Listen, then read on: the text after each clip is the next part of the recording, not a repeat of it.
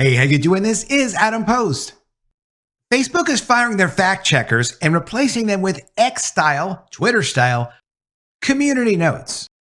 This will allow the actual users of Facebook, very similar to what people do on X, to judge whether or not a post is true or not, and also to give references and say, okay, well, here's why I say this is not true, and then get rated by actual users as effective feedback or effective notes. This is a great move in the right direction. It is bringing a lot more free speech and a lot less censorship to the Facebook and Instagram platforms.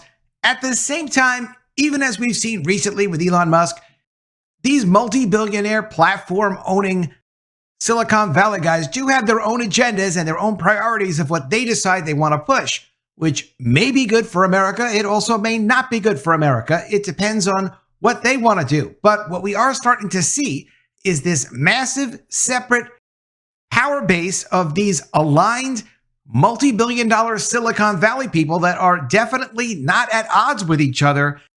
They seem to be getting into sync and controlling their own mutual standards as their own separate power group.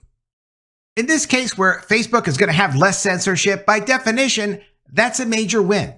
But it does still depend on how it's all implemented. Coming from Breitbart, Mark Zuckerberg hands legacy media humiliating and historic defeat. From The Hollywood Reporter, Mark Zuckerberg, Meta will end fact-checking program, says it's too politically biased. The social media mogul said Tuesday that Facebook and Instagram will shift to a community notes model and work with President Trump to push back on governments going after U.S. companies. And also from Breitbart, UFC head Trump ally Dana White joins Meta board of directors.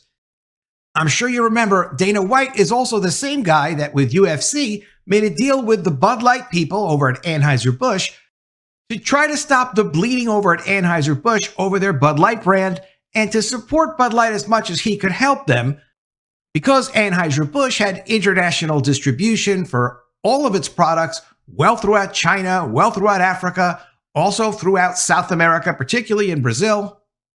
And the UFC is looking to expand their brand into all those markets. Being on the board of directors, Dana White can help out Facebook a little bit with trying to man up its image. Though I don't know if UFC actually did do anything for the Bud Light image because it doesn't look like their sales are going up anywhere. And from Zero Hedge, Bannon goes off on Musk over social credit score changes on X. Because after the dispute over H-1B visas and immigration with Elon Musk, and a lot of Americans, Elon Musk has announced he's making changes to try to make X a more positive place and control the narratives that get distributed on X because he doesn't really want to be challenged either. What's the fun in owning a multi-billion-dollar social media platform if you can't control what people say? Meta chief Mark Zuckerberg handed the corporate media its most humiliating defeat since, well, Donald Trump won re-election on November 5th. In a stunning announcement on Tuesday, Zuckerberg admitted the third-party corporate media-approved fact-checkers utilized by Meta's Facebook, Instagram, and Threads have been too politically biased and destroyed more trust than they created. More than once, Zuckerberg used the word censorship to describe what Facebook was doing and admitted that the legacy media was the reason for this. Quote, "The legacy media pushed us to censor more and more," he said. After Trump first got elected in 2016, the legacy media wrote nonstop how misinformation was harming democracy. His prescription to fix this is nothing short of total surrender on his part and a devastating defeat for the legacy media and its phony, fake, and corrupt fact-checkers. Here's what Zuckerberg said. "We're going to get back to our roots and focus on reducing mistakes, simplifying our policies, and restoring free expression on our platforms. More specifically, here's what we're going to do. First, we're going to get rid of fact-checkers and replace them with community notes similar to X starting in the US. He is firing the fact-checkers. Not only that, his specific examples of where censorship went too far involve the two very issues the corporate media do not want to be debated: gender and immigration. If you use Facebook, you will now be allowed to debate those issues on Facebook."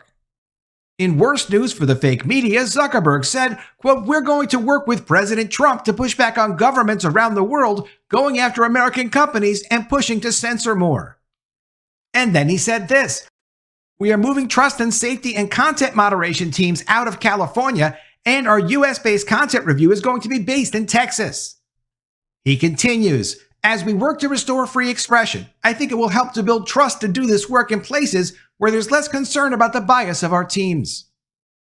Zuckerberg is not only telling the regime media it can go to hell, he's admitting that Facebook engaged in censorship. We are going to dramatically reduce the amount of censorship on our platforms, he said. He admits that the MAGA movement is dominant and that now we're in a new era and cultural tipping point.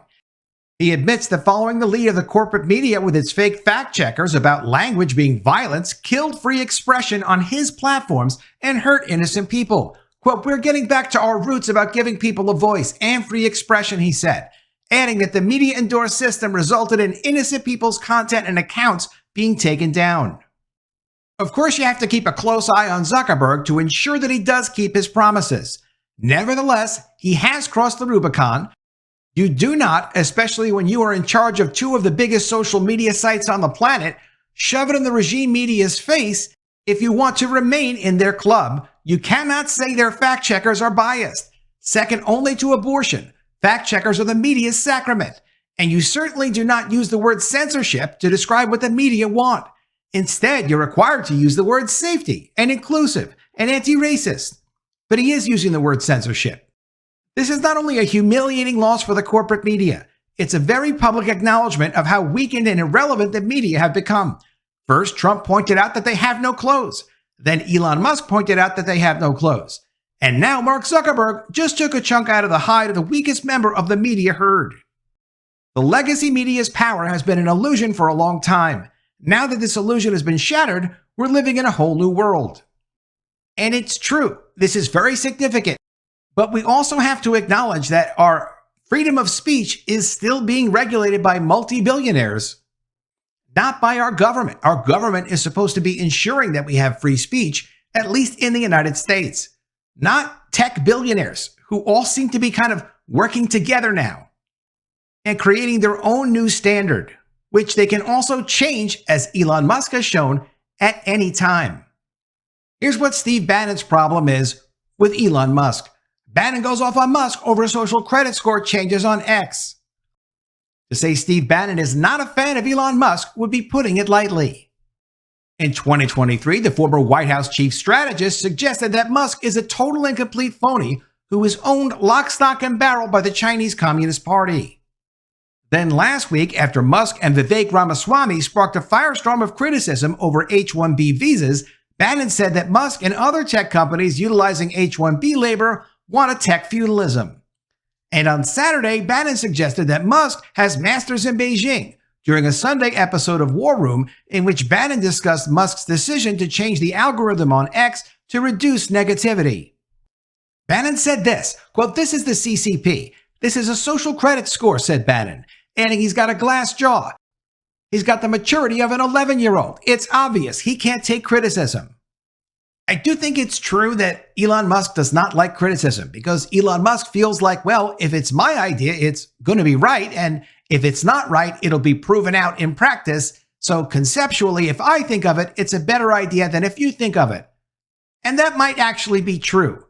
Either way, Elon Musk is in control of X, and he's in control of a lot of things right now. He has his own priorities and things that he wants to do for his own reasons, which don't make them right. It does mean that when people are not part of a movement and they're separate from another movement or a group, they have their own priorities of what they want to do. This is why it's always good to keep an eye on everybody, even if you trust them and you want to work with them and you want to be part of them. And in Elon Musk's case, he definitely had a huge part to do with Trump getting elected, and that was great. But he also has a lot of power that Trump doesn't necessarily control. Bannon went on to say, quote, one of his weaknesses is that he needs to be loved. He needs the masses to love him. You can tell when he's on the stage. He needs that glory. Bannon then circled back on the H-1B visa debate for which Musk started getting major problems from the right. Quote, so then when his apparatus turns against him, and particularly people that cheered him who said, hey, we hate what you're doing to this country. We know now that you're lying to us, bald-faced lie. These are not high-skilled people. And they turn. All of a sudden, he has to go to what is a Chinese credit score, he continued. Quote, they have a digital ghetto, and to only have raised up what praises him. That is like the little boy's mentality of I want to be a superhero, I want to put on the cape and kind of skip around. It's an absolute indication of immaturity of not being able to deal with things as an adult. And that's what you're seeing being implemented on Twitter here, according to Bannon.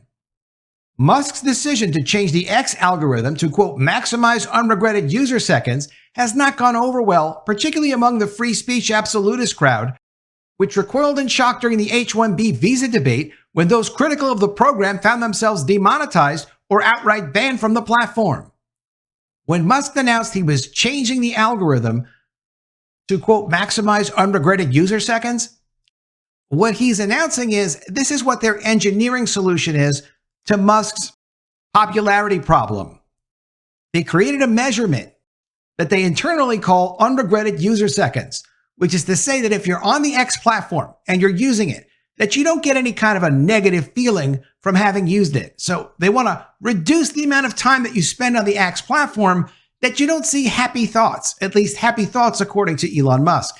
It does sound like a Chinese social credit score, because the reach of your tweets, the reach of your account in general will be limited to this measurement of unregretted user seconds, supposedly from users using your content, engaging in your content, and still feeling happy. I'm not a big fan of that change, but I can understand why he would do it because he controls it and he's got his own agenda and he's using his platform for his own agenda. It's a tough world out there. People that do have power will usually use that power. And if they don't use that power, someone's going to seize it from them and then that person's going to use it. And this shows why the left has to dominate everything at the same time to push their agenda, because their agenda is about replacing all other ideas and having no competing ideas. Having a major competing idea with X where, yes, they had community notes and there's a lot less censorship on X, it just kind of doesn't work. It has to really be all or nothing.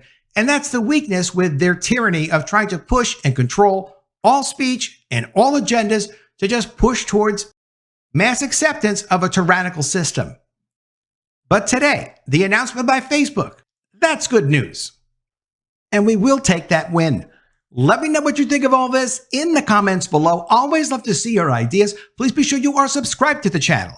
Click the bell for notifications, give me a thumbs up, and I'll see you again soon with another story. And if I don't see you, I will miss you.